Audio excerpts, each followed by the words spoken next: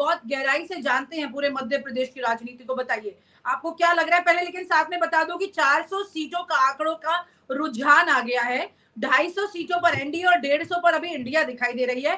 देखिए ये वही आंकड़ा है, मैं फिर कह रही हूँ, मैंने शुरुआत में भी कहा था कि मैंने ट्वीट किया था कुछ दिन पहले और कहा था कि इंडिया गठबंधन 150 सीटें और 250 सीटों पर एनडीए, ये तो तय है, मानकर चलिए ये बहुत क्लियर शॉट लगने वाला है इस पर। लेकिन उसके बाद बचती है 150 सीटें। अब असल परीक्षा है इसके बाद कि 150 सीटें जो है वो है क्लोज नेट में।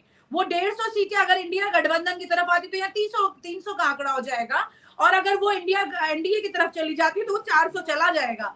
तो बड़ी बात ये है कि यहाँ पर वो 150 सीटें जो क्लोज नेट में है, 10,000, 15,000, 3,000 तक इनफैक्ट, तो ये जो सिचुएशन जो सामने है वो बहुत क्लोज है। उसमें अब देखना होगा कि वो किसके हिस्से में जाएगी। जो ये गठबंधन ने अपनी तैयारी की है, राहुल गांधी ने और अखिलेश यादव ने और तमाम नेताओं ने जो हल्ला बोल अपने कार्यकर्ताओं का किया, स्ट्रॉन्ग रूम पर नजर रखने के लिए बोला है, कुछ धांधली ना हो पाए, डीएम ईवीएम सब पर नजर रखने के लिए बोला है, और कितनी नजर वो रख पाए ये भी बड़ा सवाल है। क्योंकि रात में जो धरपकड़ हुई है, अखिलेश यादव ने ट्वीट भी किया, वो सब भी सवाल है यहाँ पर, क्या वाकई में इतना कर पाए। 30% से ज्यादा फोर्स इस वक्त लगी हुई है काउंटिंग सेंटर्स पर, आमतौर पर जो लगती है उससे ज्यादा। खबरें ये है कि गठबंधन जो है वो इस बार हार नहीं मानने वाला है। प्रशासन इस बार पूरी कड़ी नजर रखे हुए। प्रशासन का मतलब इन्वर्टेड कॉमा में, मैं आगे कुछ नहीं, आप खुद समझदार हैं, समझ लीजिए क्या है तस्वीर यहाँ पर। राजकुमार, मैंने आपसे सवाल जो किया था आप बताइए प्लीज। जी विनीता जी, धन्यवाद आपका। और मैं आपको बताना चाहूंगा कि जो मध्य प्रदेश में जो 29 सीट हैं, तो 29 में से क्या है कि कहीं ना कहीं लगभग 6 से 7 जो कांग्रेस की सीट आने की उम्मीद है। जिस तरह का जो अनुमान लगाया जा रहा है, इसमें आप विशेष रूप से ले लीजिए कि जो राजगढ़ से दिग्विजय सिंह जी हैं वो चुनाव जीत सकते हैं, गुना से भी यादवेंद्र यादव जी चुनाव जीत सकते हैं, ग्वालियर से चुनाव जीत सकते हैं। ऐसे कुल मिलाकर के जो है 6-7 सीट जो है जीतने की कांग्रेस को उम्मीद है मध्य प्रदेश की, जहां तक बात की जाए।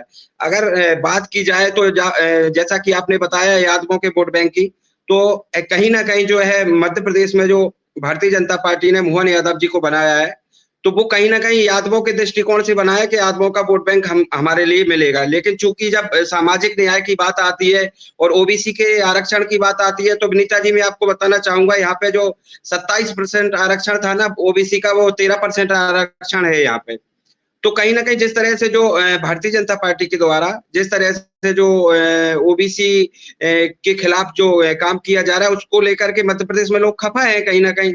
और ऑल ओवर देश की बात की जाए तो जो भीड़ होती है वो विपक्ष की पार्टी जो अपनी रैली करती है उसमें भीड़ ज्यादा आती है। और जब इस तरह की बात आती है और ये लोग कहते हैं कि इतना पार हो जाएगा, तो कहीं ना कहीं ये थोड़ा सा समझ से परे है। और इसमें कहीं ना कहीं जो है मैं सीधा तौर पे कह सकता हूँ कि जैसे चुनाव जो शुरू हुआ उससे पहले इनको कैसे पता लग जाता है कि अब की बार 400 पार। वो जबकि 2019 में देखा जाए तो आपका पुलवामा हमला हुआ था तो राष्ट्रवाद की हवा थी। 2014 में आप देखा जाए तो जो है अच्छे दिन की बात इन्होंने की थी। तो ये सब बातों को देखा जाए तो इस बार क्या है कि बीजेपी के पास इस तरह का कोई बड़ा मुद्दा नहीं था, विकास का मुद्दा नहीं था। और जो पिछले 10 साल में इन्होंने कुछ नहीं किया है वो भी था। तो काफी कुछ थोड़ा सा धांधली को लेकर के भी कुछ समझ से परे है विनीता जी। जी विनीता जी। अब देखिए यहाँ पर आवाज आ पा रही? केसरगंज से करण भूषण सिंह आगे चल रहे हैं, ब्रिजभूषण के बेटे। इतने विवाद में रहे ब्रिजभूषण की उन्हें टिकट नहीं मिल पाई, फिर भी उनके आगे बीजेपी नतमस्तक हो गई। बीजेपी को घुटने टेकने पड़े क्योंकि टिकट देनी थी उनको। ब्रिजभूषण के कद को नकार नहीं पाई बीजेपी यहाँ पर, भले ही उन पर इतने गंभीर आरोप थे। यहाँ पर किस तरह से क्या फैसले हो रहे हैं, ताकत के सामने झुक रहे हैं बजाय ये देखने के सही और गलत क्या है। चंदन, आपको क्या लगता है ब्रिजभूषण का इस तरह से दबाव बना देना बीजेपी पर कि उनसे पहले इस्तीफे को लेकर के जमाना लग गया, इस्तीफा हुआ तो फिर बाद में उनके अभी कोर्ट में वो चक्कर लगाते रहे, लास्ट मोमेंट तक जाकर वेट किया गया उनके लिए कि भाई टिकट कैसे किया जाए मैनेज, और फिर बाद में ये ऑफर तक किया गया घर में किसी और को दिला दीजिए। फिर बाद में उन्होंने अपने बेटे को चुना उसके लिए, क्योंकि डर था कि सपा में ना चले जाए ब्रिजभूषण।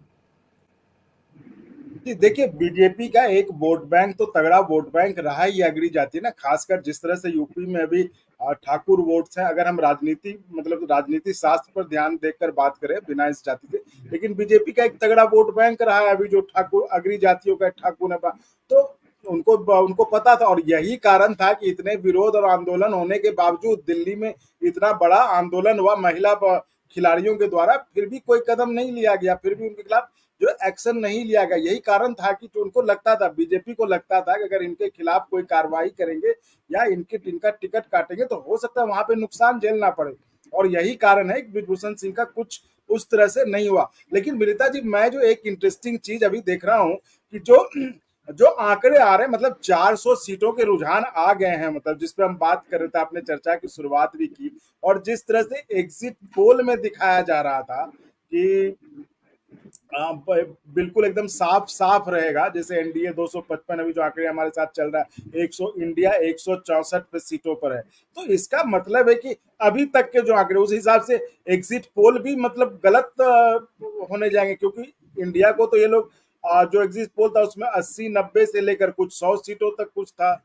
तो उस हिसाब से ये भी बड़ा मजेदार डेवलपमेंट है, क्योंकि एग्जिट पोल जो आंकड़े दिखा रहा था उसके हिसाब से तो ये जो आंकड़े आ रहे हैं, जो भी ट्रेंड कर रहे हैं, तो इंडिया गठबंधन तो एग्जिट पोल के आंकड़े से आगे जा रही है अभी। यहाँ पर कई और खबरें सामने आ रही हैं चंदन। यहाँ पर देखिए, गांधीनगर से अमित शाह 80,000 वोटों से आगे चल रहे हैं। और दिल्ली से भी खबर आ रही है, कन्हैया कुमार पीछे हो गए हैं, लेकिन आम आदमी पार्टी कुछ सीटों पर आगे हो गई है। आम आदमी पार्टी ने दिल्ली में अच्छी खासी टक्कर दी है ना। दिल्ली में जिस तरह से 7 सीटों पर बीजेपी का कब्जा रहा, और अगर विधानसभा चुनाव की बात करें तो आम आदमी पार्टी का पूरा कब्जा रहा। मतलब दिल्ली की जनता जो है वो माइंड को बिल्कुल क्लियर लेके चल रही है कि मुझे सेंटर में कौन चाहिए और यहाँ पर कौन चाहिए दिल्ली में। तो कुल मिलाकर के ये क्लियर है उनका माइंडसेट ना। नहीं, बिल्कुल आप सही कह रहे हैं। मैं यही कह रहा हूँ, मैंने जो कही अपने शुरुआत में बात कही, देखिए इस बार जो है ना बिल्कुल साफ साफ दो भागों में बटा था मीडिया। एक टीवी चैनल का मीडिया था और एक यूट्यूब का मीडिया था। टीवी चैनल की बात सुनो, वहां से लगता था कि इस बार तो एनडीए फिर से आ रही है। अगर आप इधर यूट्यूब की सुनते थे तो वो कहते थे कि नहीं भाई इंडिया जीतेगा। तो इसमें आपको लगता था, आपके दिमाग में जो गया वो भरा हुआ था कि भाई ये जीतेंगे।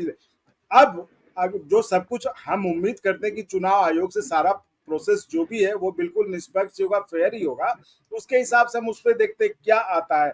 लेकिन जिस तरह की खबरें आ रही थी कि इस बार दिल्ली में हो गया, यूपी हो गया, बिहार हो गया, इसमें से काफी अच्छी मतलब अच्छा टक्कर एनडीए को मिल रहा था। इस बार आसान नहीं था, केक वॉक नहीं था।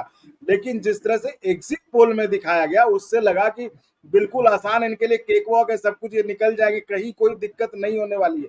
दिल्ली में खासकर कन्हैया कुमार वाली सीट जो आप बात कर रहे हैं, मनोज तिवारी की, वहां पे कहा जा रहा था कि जो कन्हैया शायद इस बार जीत जाए, मनोज तिवारी को इस बार हार का सामना करना पड़ सकता है, मतलब जिस तरह से खबरें आ रही थी। लेकिन वहां पे कन्हैया पीछे जा रहे थे। लेकिन वही बात है फिर कि अभी वो राउंड अभी बहुत है, जाने दीजिए, अभी राउंड हो जाने दीजिए। अभी शायद अभी 8-9 भी नहीं बजे, 8:56 हुए, तो अभी हो सकता है पहला राउंड ही हो, जिसके कारण हो सकता है बीजेपी वाले इलाकों की वोटिंग हो। लेकिन जो ट्रेंड अभी आ रहे हैं वो गौर करने वाले हैं कि एग्जिट पोल अभी ही एक तरह से आप कह सकते हैं कि वो गलत साबित हो गए हैं, क्योंकि एग्जिट पोल ने किसी ने भी, मुझे नहीं लगता, 164 का आंकड़ा इंडिया को दिया था। बिल्कुल ठीक कह रहे हैं, 164 का आंकड़ा इंडिया को किसी ने नहीं दिया था। और अब जी मैंने जैसा कहा कि आपको ये लगता है कि जो 150 सीटों का डिफरेंस है वो क्लोज फाइट वाला है, क्या आप इस बात को मानते हैं चंदन? आपको लगता है ये 150 सीटें ऐसी हैं जो फैसला करेंगी? ठीक है, एनडीए कुछ चीजों पर एज में है, 100 सीटों पर एज में है इंडिया से, लेकिन 150 सीटें वो हैं जहां पर टक्कर में आ गई है। कम से कम ये गठबंधन ने इतना जरूर किया है कि ये पसीने छुटाए हैं यहाँ पर। ये इस वक्त देखिए, जाहिर ना तौर कुछ नितिन गडकरी 3,000 वोट से आगे है, क्योंकि शुरुआत है।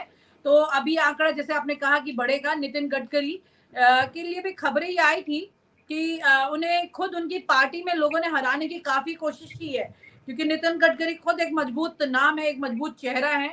और पूरे चुनाव के दौरान सबसे ज्यादा इन्हीं के काम को लेकर के गुणगान किया गया। इस बात से एग्री करते हैं आप चंदन? जी बिल्कुल सही बात है। अब नितिन गडकरी जी ने काम किया सड़क को लेकर। मोदी जी ने, पीएम मोदी जी ने भी जब जब जाते थे, वो भाषण देने जाते थे, तो वहां पे उन्होंने सड़क के बारे में भी वो उसको मुद्दा बना देते कि सड़क में इतना काम हुआ, इंफ्रास्ट्रक्चर में कितना काम हुआ।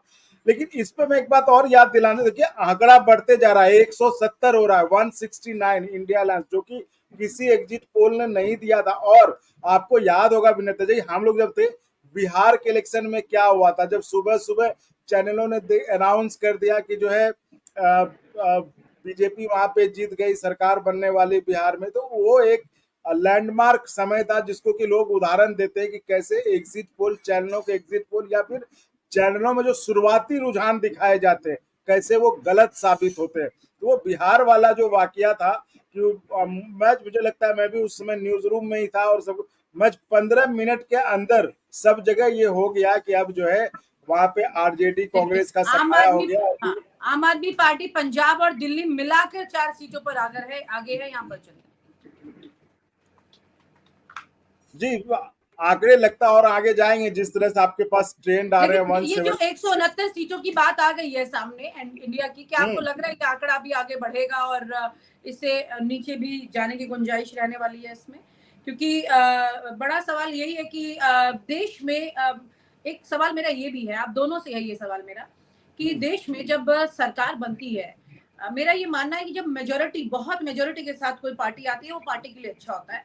और जब टक्कर में आती है, मतलब विपक्ष भी अगर मजबूत होता है, तो वो देश के लिए अच्छा होता है। क्या इस बात से एग्री करते हैं आप? ऑब्वियसली विपक्ष मजबूत रहना ही चाहिए, ये लोकतंत्र है। राजशाही तो परंपरा है नहीं यहाँ पे, हमारे देश में लोकतंत्र है जहाँ पे कि विपक्ष सरकार को कंट्रोल कर।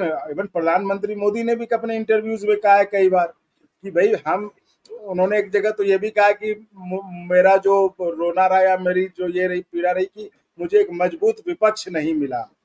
मतलब उस पर अलग राय हो सकते हैं, लेकिन इस बात को वो भी मानते हैं और उन्होंने भी कहा है। तो विपक्ष ये लोकतंत्र है, कोई राजशाही नहीं है कि यहाँ पे जो एक सत्ताधारी पार्टी या रूलिंग जो है वो जो चाहेगा वो होगा। तो विपक्ष को मजबूत होना ही चाहिए ताकि सरकार के हर गलत काम पे वो ब्रेक लगा सके। अच्छा विनीता जी, मैं यहाँ पे बताना चाहूंगा कि प्रधानमंत्री मोदी जी बात करते हैं कि विपक्ष मजबूत होना चाहिए, तो फिर जैसे मान लो जो विपक्ष के नेता हैं उनको कमजोर करने के लिए जेल क्यों भेजा जाता है? अगर उनको जेल भेजा जाता है तो नरेंद्र मोदी जी विपक्ष से डरते हैं ना, विपक्ष को कमजोर वो देखना थोड़ी चाहते हैं कि विपक्ष मजबूत हो। वो जो बात करते हैं असल में उस तरह के जो है प्रधानमंत्री है नहीं है।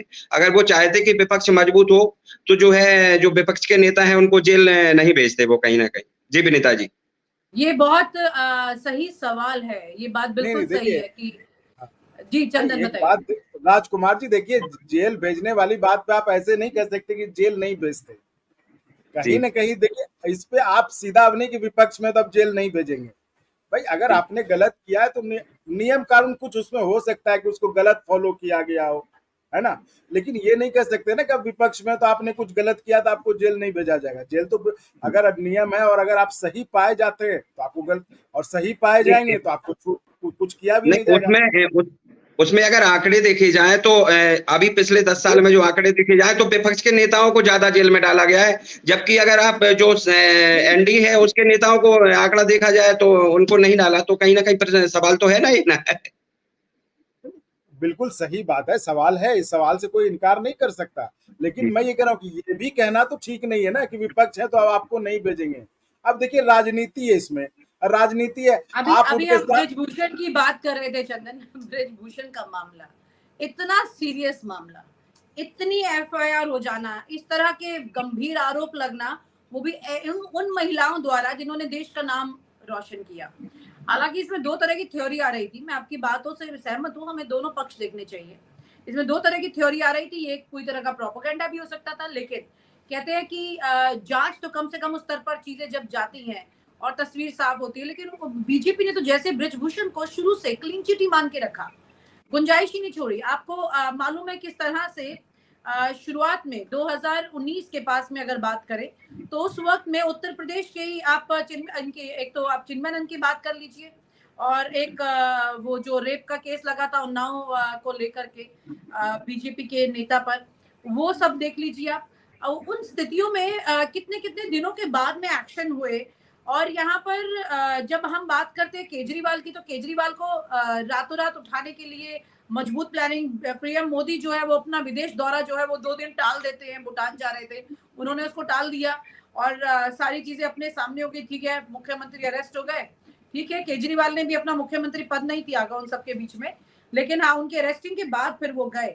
कुल मिलाकर ये है कि कुछ ना कुछ एक माइंडसेट है जो निष्पक्ष मोड में नहीं जाता है। आज मैं एक बहुत सुंदर मैसेज देख रही थी अटल बिहारी वाजपेयी का, उसमें लिखा हुआ था, ये उन्होंने बोला था, ये उनका संदेश रहा था कि पत्रकार को सत्ता के साथ दोस्ती नहीं करना चाहिए, लोकतंत्र के लिए अच्छा नहीं है। और ऐसे एक वाक्य मुझे याद आता है जिसमें एक पत्रकार ने उनसे जब सवाल किया और तीखा सवाल किया कि माफ कीजिएगा, वो प्रधानमंत्री थे उस वक्त, तो उन्होंने बोला तुम अपनी जगह बिल्कुल सही सवाल कर रहे हो और ऐसे ही करते रहना, हमारा क्या, हम तो बदल जाएंगे, तुम बदले तो देश के लोकतंत्र को नुकसान हो जाएगा। तो ये वो खूबसूरती है जो कि होनी चाहिए, जो दिखनी चाहिए हमेशा। नरेंद्र मोदी जी ठीक है, सारी चीजें ठीक कर रहे हैं, इनकी जगह अगर विपक्ष में भी कोई ऐसा गलत करेगा तो हम उस पर भी सवाल उठाएंगे, ऐसी बात नहीं है, लेकिन हाँ, एक स्पेस आपको छोड़ना पड़ेगा। मैं राजकुमार जी की बात से यहाँ पर थोड़ा सहमत हूँ। आपको निष्पक्ष, जैसे आप और हम देख रहे हैं चंदन, इसी तरह से निष्पक्ष होकर के प्रधानमंत्री को भी सोचना पड़ेगा, उसको भी सांसें देनी पड़ेंगी विपक्ष को थोड़ी। अभी अभी हमने कल रात को एक बड़ी खबर लगाई थी कि संसद के प्रोमाइसिस में आपने गांधी जी की मूर्ति देखी है ना, आपने अंबेडकर की मूर्ति देखी है, उन मूर्तियों को वहां से हटा दिया गया है। उन मूर्तियों को अब रकाबगंज की तरफ, संसद के पीछे पिछवाड़े वाला जो जगह है, वहां पर लगा देने की तैयारी चल रही है।